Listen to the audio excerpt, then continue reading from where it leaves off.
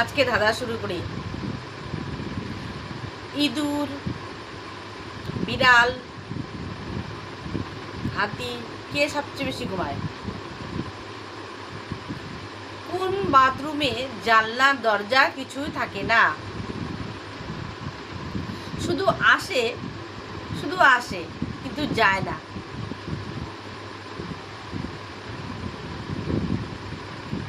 বন্ধুরা, এর মধ্যে বলে দিই, মজার ধাঁধা জানতে আর ভিডিও দেখতে আমাকে ফলো করতে হবে, আমার সঙ্গে বন্ধুত্ব স্থাপন করতে হবে।